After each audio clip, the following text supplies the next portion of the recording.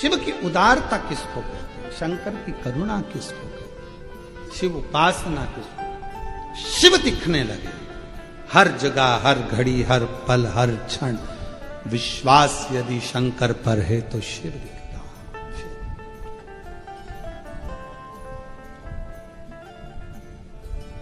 शिव के बिना कुछ नहीं दिखता। महाराज अर्जुन ने नियम ले लिया कि मैं, भगवान कृष्ण ने कहा है कि शिव की आराधना करना बिना आराधना के मतलब। अर्जुन ने नियम लिया, जब तक मैं शंकर भगवान की पूजन नहीं करूंगा, आचमन नहीं करूंगा, शिव के जल का प्रोक्षण नहीं करूंगा, शिव के जल का, तब तक मैं कोई कार्य नहीं करूंगा। अर्जुन ने नियम लिया, लग गया। रोज प्रतिदिन अर्जुन किसी ना किसी शिवालय में पूजन करते, शिवालय नहीं मिलता तो पाषाण पूजन करते, पाषाण पूजन नहीं कर पाते तो पर्वत को शिवलिंग मानकर उसकी आराधना कर लेते। जल चढ़ाकर उस जल को अपने ऊपर छीट लेते, आचमन कर लेते। अब शंकर जी पे चढ़े हुए जल का कितना महत्व है, स्कंद पुराण कहती है, कौमार खंड वर्णन कर रहा है कि अर्जुन समुद्र तट, दक्षिण दिशा में समुद्र के तट पर पहुंच गए, जहां पर 5 तीर्थ विराजमान थे। 5 कुंड, 5 तीर्थ ऐसे थे जहां पर संत स्नान करने नहीं जाते थे। अर्जुन वहां पहुंच गए। संतों ने रोका, ये अर्जुन, तुम 12 वर्ष का तप कर रहे हो, साधना कर रहे हो, तीर्थ यात्रा कर रहे हो, 12 वर्ष वन में रह रहे हो, पर इन 5 कुंड में स्नान मत करना। ये 5 जो कूप हैं, 5 जो तीर्थ हैं, इसमें जो जल है, जल के अंदर एक एक मगरी रहती है। मगरी मतलब मगर की पत्नी। मगरी इसमें रहती है। वो मगरी जो अंदर जाता है उसको खींच लेती है, खा जाती है। पर अर्जुन ने हाथ जोड़कर संतों से कहा कि मैं बिना तीर्थ के यहां से जाऊंगा नहीं, स्नान तो मैं करूंगा कुंड में, शिव की आराधना करूंगा। अर्जुन, वो मगरी तुम्हें खा जाएगी। अर्जुन विचार नहीं करे रत्ती भर भी। स्कंद पुराण का कौमार खंड कह रहा है कि अर्जुन चलते चलते उस पहले 5 तीर्थ थे, 5 तीर्थ में से एक तीर्थ पर अर्जुन ने हाथ जोड़ा, नमस्कार किया, प्रणाम कर कर हर हर महादेव जैसे ही बोले और अर्जुन उस तीर्थ में कूद गए।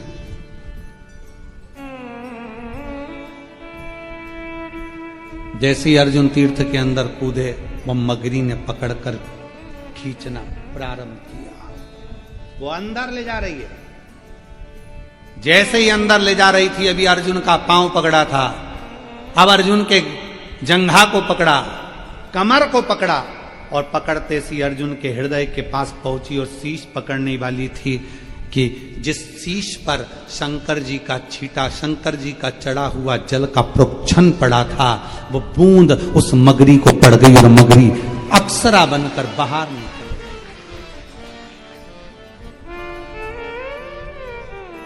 अर्जुन भी बाहर थे, वो मगरी भी अप्सरा बनकर बाहर, बिल्कुल सुंदर स्त्री बनकर, बहुत सुंदर स्त्री बनकर बाहर।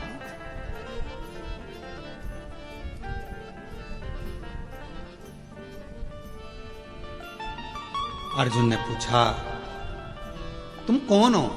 बड़ी सुंदर हो। अभी तुम मगर के रूप में थी और अब इतनी सुंदर बनकर तुम सामने खड़ी हो कौन तुम? मगरी हाथ जोड़कर बोली, रे अर्जुन, हे पांडु नंदन, हे अर्जुन, हम 5 अप्सराएं हैं।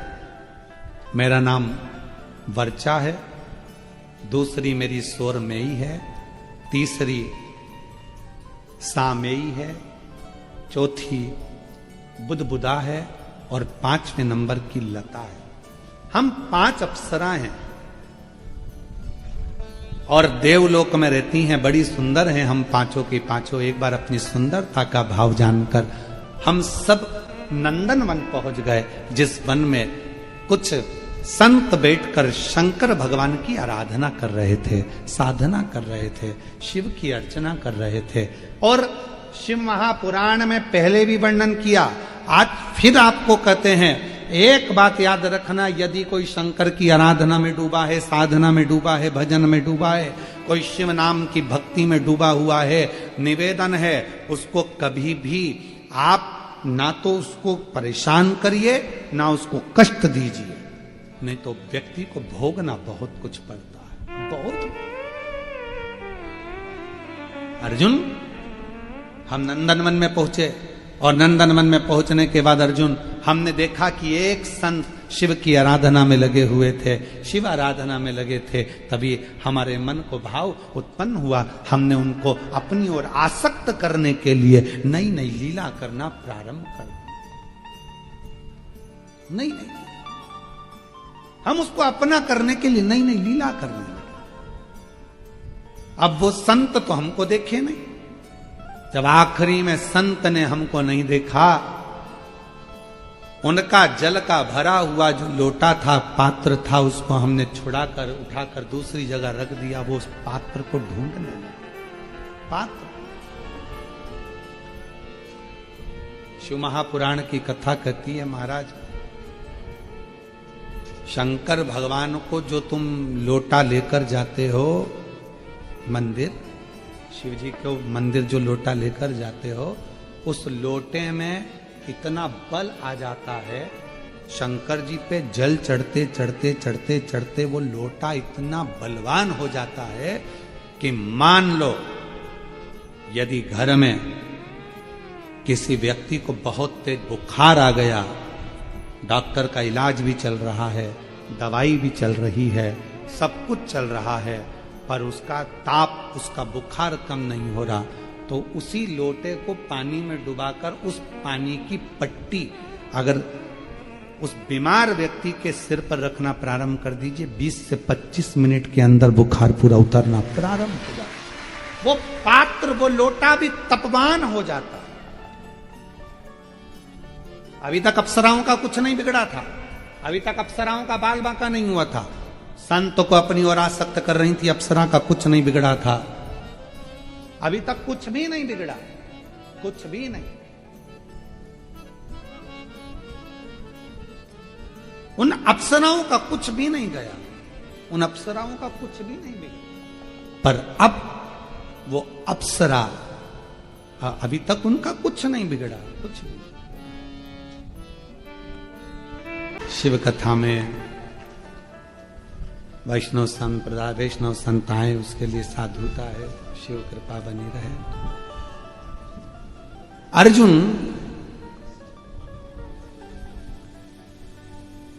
अप्सराएं कह रही हैं, वर्चा कह रही है कि नंदन वन में जो शिव की भक्ति में जो संत लगे थे, उनको हमने कष्ट दिया, अपनी ओर आसक्त करा, पर आसक्त करने के बाद भी वो हमारी ओर नहीं आए।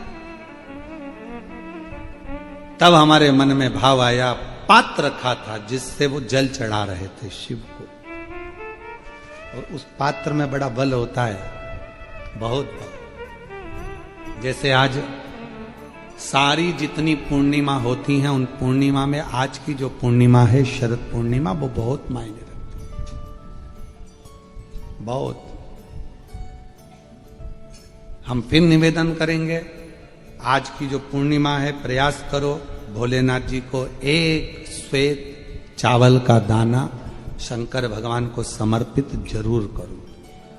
और रात्रि के समय पर जब चंद्र पूर्ण आनंद के साथ में हो, और यदि कोई शरीर में बहुत ज्यादा कोई रोग ग्रसित हो गया है, कोई चर्म रोग हो गया है, कोई शरीर में कोई भयंकर रोग हो गया है, तो छोटी सी बेलपत्र शंकर भगवान पर चढ़ी हुई चंद्रमा की रोशनी में चंद्रमौलेश्वर महादेव का नाम लेकर औषधि के रूप में उसको चबा चबा कर खा लो चंद्रमा की रोशनी में, उससे वो औषधि का काम करेगी और तुम्हारे रोगों को समाप्त। चंद्रमौलेश्वर महादेव का स्मरण। कौन से महादेव? चंद्रमौलेश्वर। और चंद्रमौलेश्वर महादेव की। चंद्रमौलेश्वर शिव उपासना ये बहुत और आज तो सुंदर शरद पूर्णिमा है, बाबा की बड़े आनंदमय स्वरूप है। चंद्र की रोशनी में आप लोग तो खीर खाते ही हो, पर साथ में एक बेलपत्र का प्रयोग भी जरूर कर कर देखो, वो आपकी जिंदगी में ना जाने कितने रोगों को समाप्त कर देगा, कितने रोग। पर वो बेलपत्र छोटी लेना, ज्यादा बड़ी बेलपत्र नहीं लेना, छोटी सी बेलपत्र लो, शिव पर चढ़ी हुई श्री शिवाय नमस्तुभ्यम बोलकर चंद्र पूर्णता में जब हो, रात्रि के समय पर एक बेलपत्र चंद्रमौलेश्वर महादेव का नाम लेकर उसको चबा चबा कर, जिसको खाने पर मुंह में छाले हो जाते हैं या छाड़ छाड़ हो जाता है तो उसको पीस लो, पीस कर बाहर बैठकर गोली लेकर उसको पानी से निगल जाओ, पर उसको खाओ औषधि के रूप। कहते हैं शरद पूर्णिमा की रात्रि की चंद्रमा की रोशनी एक ऐसी रोशनी होती है जिसमें जितनी औषधीय पौधे होते हैं उसमें एक बल उत्पन्न हो जाता है जो हमारे शरीर के सारे रोगों को समाप्त कर देता है। सारे आपके यहाँ खीर रखते हैं, हमारे यहाँ हम हमारे कुबेरेश्वर धाम पर हम बेलपत्र रखते हैं रात्रि के समय पर, और वही बेलपत्र जब कोई बहुत ज्यादा तकलीफ में होता है तो वही बेलपत्र का चूरा बल सूख जाती है उसको दे देते हैं, भाई यही पाते रहो, वो औषधीय तत्व है।